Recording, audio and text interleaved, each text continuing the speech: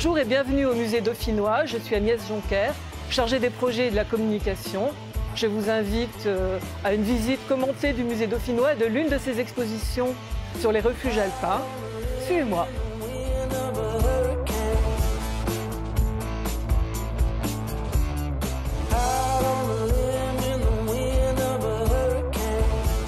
Avant d'aller découvrir l'exposition qui retrace l'histoire des refuges de haute altitude, je voudrais vous dire quelques mots quand même sur ce lieu, le Sainte-Marie d'en Haut, dans lequel maintenant le musée est installé, dont les premières occupantes ont été les Visitandines, un ordre nouveau fondé au XVIIe siècle par François de Sales et Jeanne de Chantal.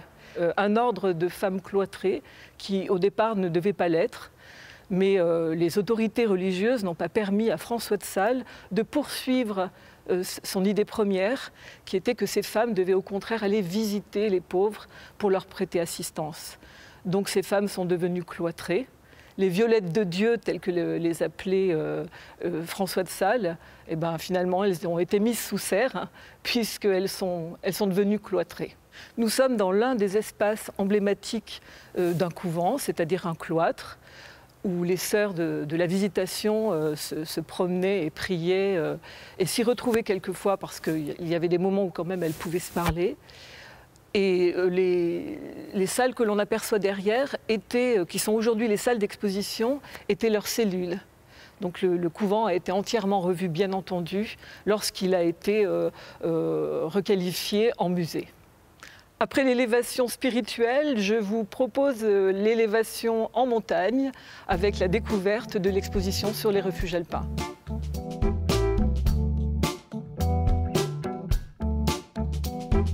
Girl in the park one day, killing all the bugs on the pavement. Seems like she got a nasty streak, but she does it in a beautiful way. L'exposition débute par le tableau de Gabriel Lopé du XIXe siècle, un grand peintre paysagiste de montagne qui exprime une scène tout à fait riante d'excursionnistes qui parcourent le glacier des Géants pour peut-être aller gravir l'aiguille du Géant un peu plus loin. Ce tableau n'exprime pas le sentiment qu'on éprouvait jusqu'ici, jusqu'à la fin du XVIIIe siècle de la montagne, car jusqu'à la fin du XVIIIe siècle, on ne va pas en montagne. On y va si l'on est obligé, on y va si on est un chasseur de chamois, on y va si on est un berger. Mais sinon, jusqu'à la fin du XVIIIe siècle, ce sont des êtres fantastiques que l'on voit en montagne. On n'y va pas, on en a peur. Il y a des ouvrages qui relate ces dragons que l'on croit voir naître de la montagne et qui nous repoussent. Le dragon en montagne étant l'image qui repousse les hommes de la montagne.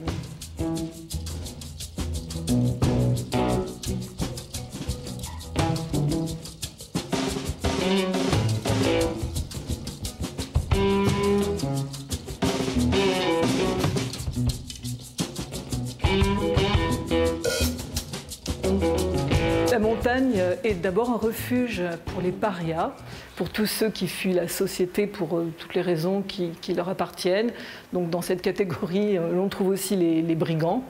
Les brigands qui détroussent les voyageurs. Et c'est pour ça que dès le Moyen-Âge, quand la montagne commence quand même à recevoir plus de gens qui circulent pour diverses activités, il y a des monastères qui se fondent, des hospices comme celui du Grand Saint-Bernard, qui est considéré d'ailleurs comme le premier hospice installé d'une façon très propice à l'accueil de voyageurs pour les protéger de tous les brigands qui fréquentent la montagne.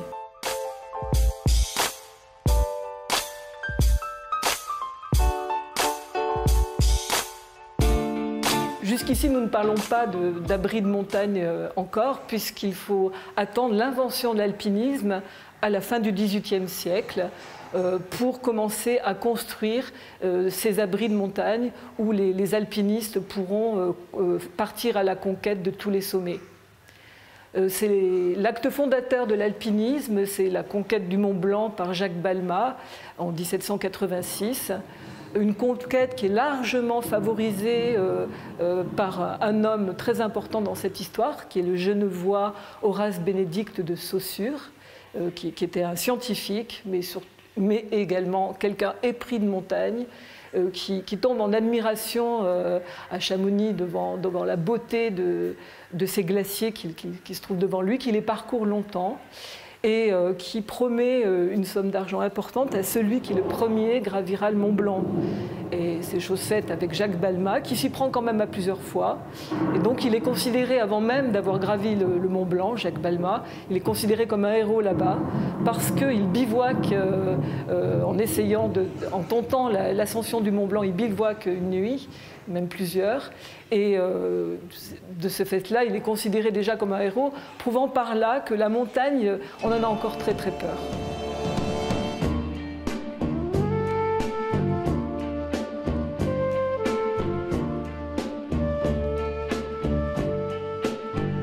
Les pionniers de l'alpinisme utilisent au départ les ressources prodiguées par la nature, hein.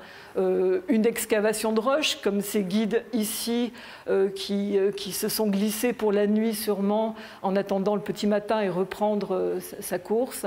Ou même ici le Châtellerault qui a bien changé depuis, mais qui au départ était toutes ces pierres que l'on trouve autour de soi, que l'on rassemble pour former une forme de maison, d'abri, pour s'y protéger pour la nuit.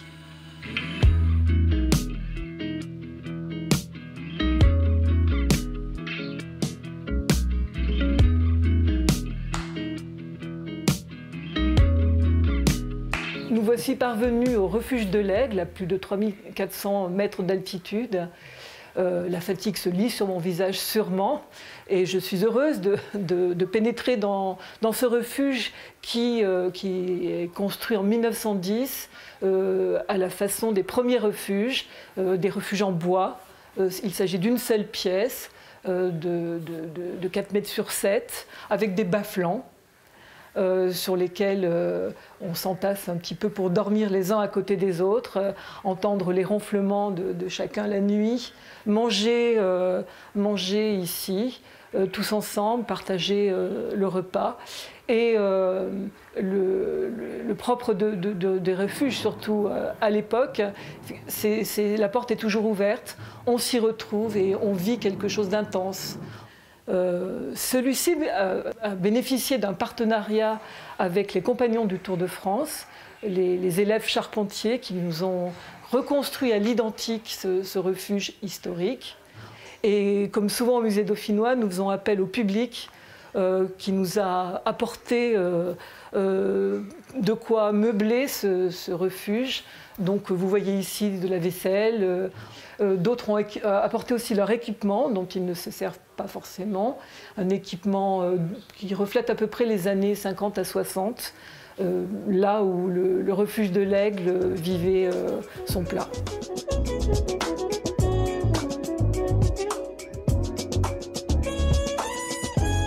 Les sociétés d'alpinistes se mettent à construire abondamment. Le CAF, Club alpin français, à partir des années 1874, la Société des touristes du Dauphiné à partir de 1875, parce qu'il y a quand même un retard en France d'abris de montagne. Les alpinistes sont en manque de lieux pour les protéger la nuit.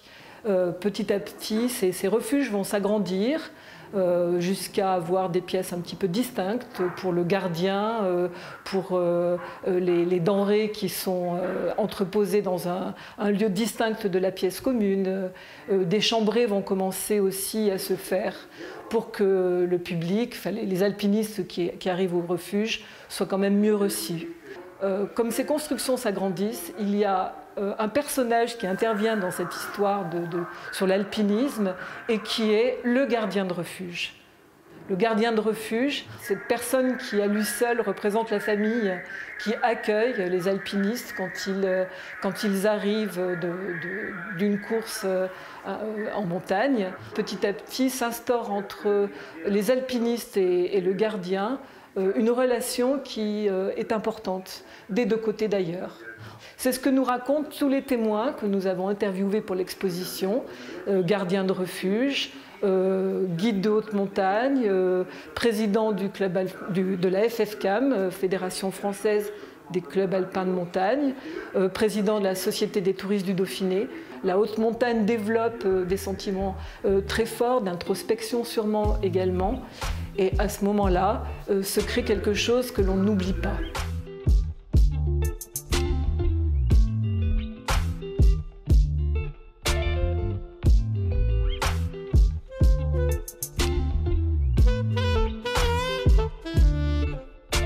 Dans cet espace, nous avons voulu comparer les matériels de montagne, les contemporains par rapport à ce qui existait jusqu'au début du XXe siècle.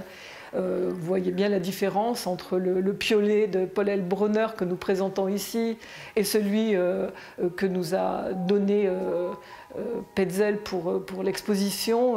Il y a une différence incroyable.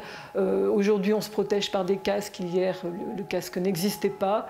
Les crampons aussi étaient différents. Enfin, le matériel dont on avait besoin pesait beaucoup plus lourd, évidemment.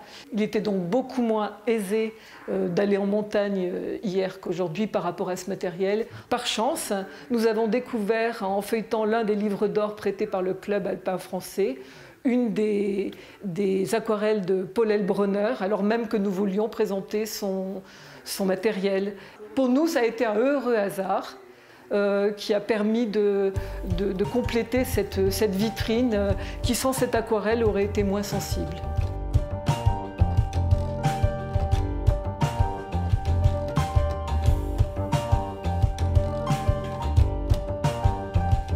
Depuis quelques années, les débats autour des refuges concernent la question du confort trop important, quelquefois offert dans les refuges. On parle d'hôtellerie de haute montagne qui gêne les puristes, mais aussi d'autres personnes qui espèrent trouver là une autre expérience de vie. Donc le maître mot quand on parle de refuge, c'est revenir à plus de frugalité. Et la frugalité est exprimée pour les jeunes par le bivouac. Alors en France, le bivouac, c'est la tente. En Italie, le bivouac, c'est une construction qui est sommaire aussi, qui ressemble quand même à l'esprit des refuges tout en un des débuts de cette histoire. En Italie, les frères Ravelli, dans les années 1930, ont inventé un refuge pour 4 à 5 alpinistes qui s'est généralisé chez eux à tel point qu'aujourd'hui encore, un tiers de leurs refuges sont sur ce modèle-là. Et en France également, à la même époque d'ailleurs, Charlotte Périllan, cet architecte-designer, conçoit sur plan deux refuges différents. Le refuge bivouac, qui est en aluminium, qu'elle réalise, et le refuge tonneau, qui reste sur plan parce qu'elle n'a pas le temps de le réaliser, la guerre éclate, et elle est partie dans une autre histoire. Le refuge tonneau a été réalisé par la suite à Thônes, en Haute-Savoie, par l'association Pacte. Et nous avons la chance de pouvoir le présenter ici au musée dauphinois.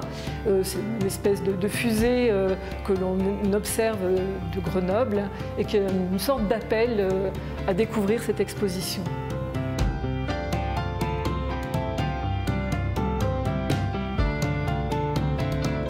La dernière séquence de l'exposition ouvre une réflexion sur l'enjeu environnemental en montagne.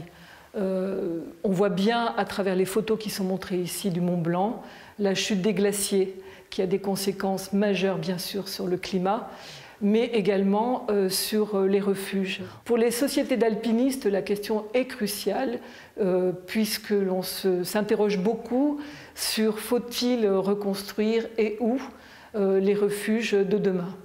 La gestion des refuges aujourd'hui s'inscrit dans cette politique d'économie d'énergie. On adjoint souvent des panneaux photovoltaïques aux refuges afin qu'ils acquièrent une autonomie. On parle de traitement des eaux usées également et de tas de mesures qui feront que l'impact écologique sera moindre pour la montagne. C'est un vrai défi que relèvent les acteurs de la montagne pour imaginer le refuge de demain.